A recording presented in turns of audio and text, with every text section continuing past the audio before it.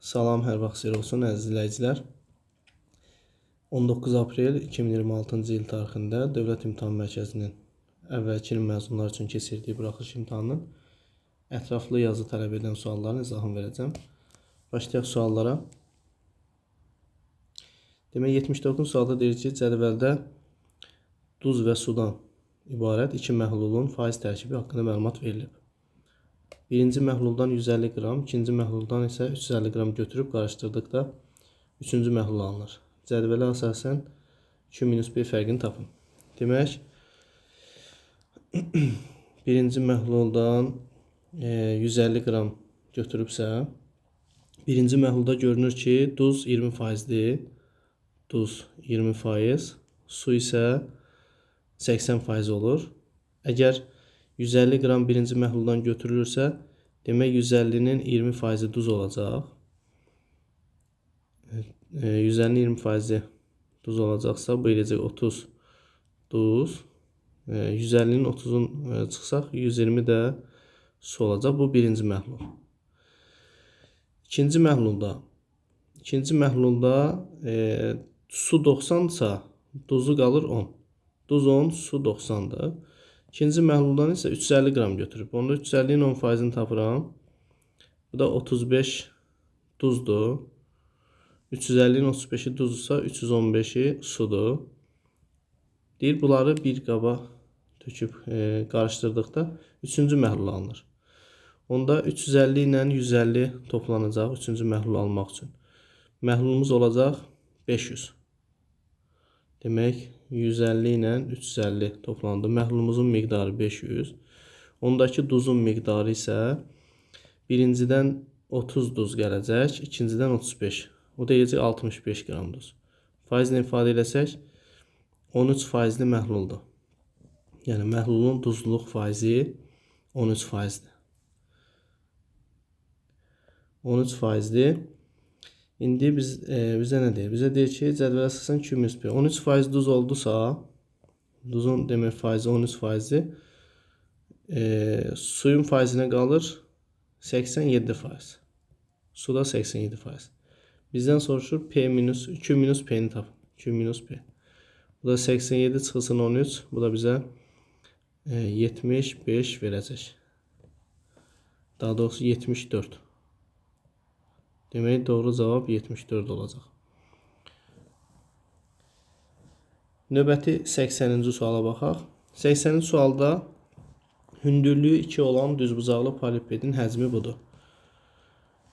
Çox hədlisi ilə modelləşdirib. Demək, V2A kubu çıxılsın 128'dir. Buradan 2-ni çıxardanda A kub çıx 64 qalır. Bunda kublar fərqi düsturundan açsaq 4A plus 16 alınır. İndi bu bizə deyir hündürlük 2'dir. Bunu H qəbul etsək, en uzunluq hündürlüyün hansına bərabərdir? Polipedinin oturacağının eni A-4 ise bu n-dirsə, onda bu da uzunudur da. Deyir, tam səthinin sahəsini modelləşdirən çox hədini standart şəklində yazın. S tam 2 vurulsun AB plus BC plus AC'dir. Biri A'dır, biri B'dir, biri C'dir bunlar. Yerinə yazsaq 2 vurulsun AB. AB 2 vurulsun A-4. Üstə gəlsin BC. A-4 vurulsun bu. Yəni A kub çıx 64. Üstə gəlsin AC. AC-dəki 2 vurulsun A kvadrat plus 4A plus 16.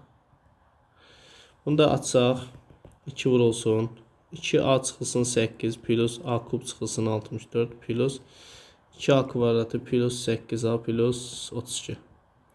Bunu da vurub açsaq A kub vuranda 2A kub eləyəcək. 2A kvadratı 2'ye vuranda 4A kvadrat eləyəcək. 8A 2A eləyəcək 10A. 2'ye də vuranda 20A. Mənfi 8 mənfi 64. Mənfi 72. Bu da 32. Mənfi 40 eləyəcək. 2'ye də vuranda mənfi 80 eləyəcək. Demək, çox hədlimiz bu formada olacaq. Tam səthinin sahəsi. Növbəti 81-ci suala baxırıq. 81-ci sualda silsilə vuruğu 3'də 1 olan həndəs silsilədə 9-cu və 6-cı hədlərin 9-cu və 6-cı hədlərin fərqi 13-cü və 10-cu hədlərin fərqindən neçə dəfə böyükdür?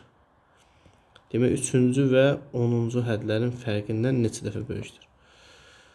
Demək deyir silsilədə 9-cu və 6-cı hədlərin fərqi 13-cü daha doğrusu 13-cü və 10-cu hədlərin fərqindən neçə dəfə böyükdür? Buradan diqqət eləsək biz B13 və B10-u yaza bilərik ki, B9 vurulsun 2 üssü 4, onu da B6 vurulsun 2 üssü 4 kimi yaza bilərik. B9 çıxılsın B6 yazaram.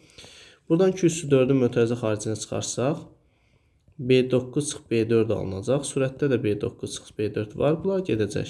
1 bölünsün 2 üssü 4 qaldı. 2 3-də 1-dir. 3-də 1 üssü 4 81-də 1 edir. O da surətə qalxanda 81 olacaq cavab. Növbəti 82-ci suala baxırıq. 82-ci sual demək o y oxuna nəzərən simmetrik olan fx və gx funksiyaları qrafiklə vermişdir. J10 -8 olarsa o y oxuna nəzərən simmetrikdirsə demək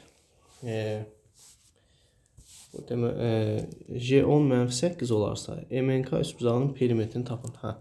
Bunun şəklini çəkim. Demək bizə qrafik verib. Qrafik M nöqtəsi N nöqtəsi. N nöqtəsi 5 3-dürsə 5 3 -3. M nöqtəsi -5 -3-dür. Çünki bu y oxuna nəzərən simmetrikdir. Hər ikisi gəlib K nöqtəsindən keçir. J10 -8 olarsa J10. Onda Gx funksiyasını yazaq biz. Gx bərabərdir. Təpə nöqtə 5 ilə -3 olduğuna görə A vurulsun x minus 5-in kvadratı plus minus 3. Bu Gx funksiyası olacaq. İndi A-nı tapmaq üçün biz J10 -8-i nəzərə alacağıq. -8 bərabərdir. A vurulsun x-in yerinə 10 qoyacaq. 10 çıx 5. 5-in kvadratı 25. Çıxılsın 3. Buradan 25 A bərabərdir -5. A olacaq -5-də 1.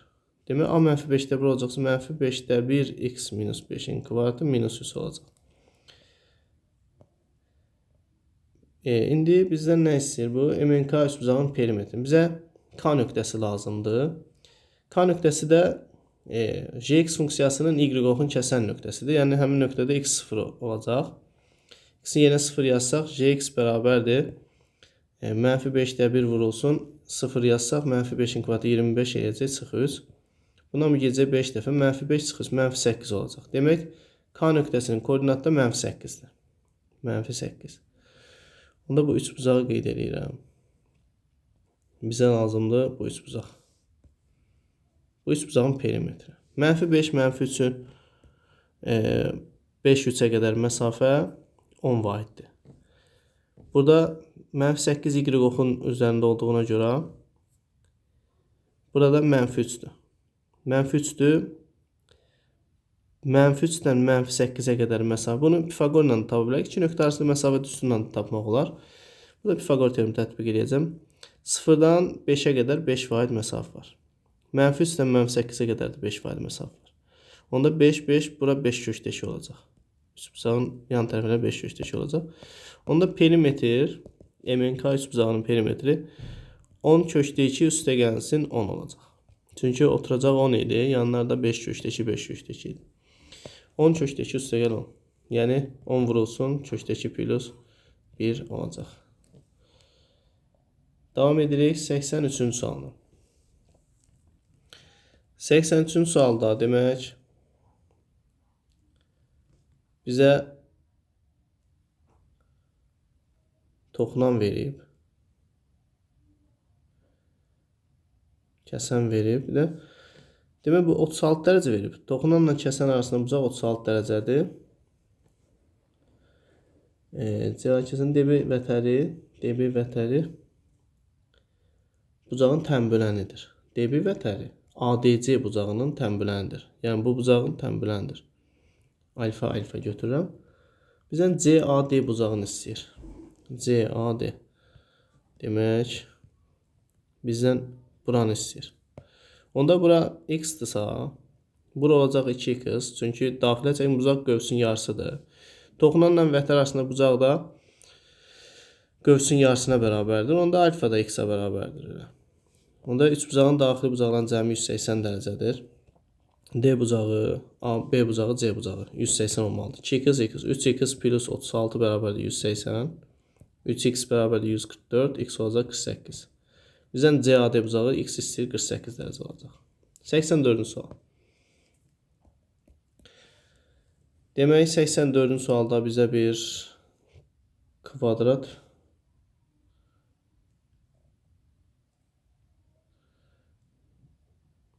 bizə bir piramida verilib.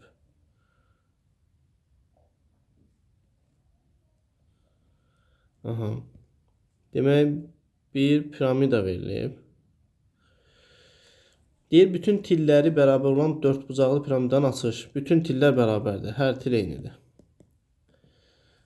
AB 12 plus 12 köştü 3'dür. Demək, AB 12 plus 12 köştü 3'dürsə, həcmin istəyir. A-dan B-yə qədər məsafədə bizə, gəlin bunun tilinin bir x qəbul edək. Onda burada x olacaq, buradan bura qədər. Bura x-dir, bura x bölgüdür. Burada x bölgüdür. Bu hündürlüyü tapaq. Hündürlük bərabər tərəfli üç bucaqdır da bu üç bucaqlar. Ona görə tərəfin köşkü üstünün yarısıdır. X köşkü üst bölgüdür. Burada x köşkü üst bölgüdür. Onda A-dan B-yə qədər məsafə x köşkü üst bölgü, x köşkü üst bölgü. Eləcək x köşkü üst, üstə gəl x. X plus x köşkü üstdür. Bunda bizə 12 plus 12 köşkü üst verir. Onda demək x 12 imiş. X 12 imişsə bizdən bu piramidanın həcmini istəyir. Mən piramidanı buradan təzədən cızma, qaralama edeyim. Piramidamız budur. Demək bütün tillər 12 oldu. Onda bizə piramidanın hündürlüyü də lazımdır həcmə görə. Diagonal A kökdə 2-dir, yəni oturacağın diagonalı. Yarısı olacaq 6 kökdə 2. Onda hündürlük bura 12-dirsə, 6 kökdə 2-dirsə, burada 6 kökdə 2 olacaq. Çünki 144-dən 72, 72 qalacaq, yenə 6 kökdə 2 olacaq. V bərabərdir 3/1 S oturacaq 144, yəni 12 kvadratı. H-dəki 6 kökdə 2. Bundan gecə 2, bu da 288 kökdə 2 olacaq həcmi. Davam edirik, son suala baxırıq. 85-ci sual. Mərkəzləri bu nöqtəsində olan iki çevrədən birinin diametri. Demək, 2 dənə çevrədir. İkisinin mərkəzi bir dənədir. 2, 5. Konsentrik çevrələrdir. Birinin diametri AB, digərinin diametri CD-dir. A, B, C. Olarsa D nöqtəsinin koordinatlarını tapın. Demək, birinin diametri, iki çevrənin birinin diametri AB-dir, digərinin diametri CD-dir. AB, CD.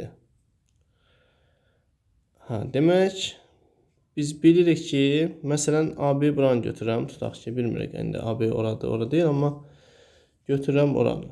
Orta nöqtə, diametrin bu mərkəz olduğuna görə orta nöqtənin koordinatları olacaq da bunlar. Elə bir ki, M-lə A ilə B-nin x-larını toplayırıq. M üstəgəlsinin yarısı bizə 2-ni verəcək. Çünki orta nöqtənin x-i budur, y-i budur.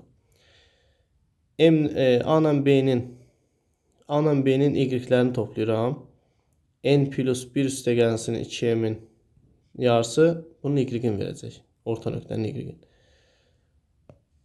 Buradan tapıram. Demək, M üstəgəlsin M bərabərdir 4. N üstəgəl 2M üstəgəl 1 bərabərdir 10. M üstəgəlsin, yəni 2M üstəgəlsin N bərabərdir 9.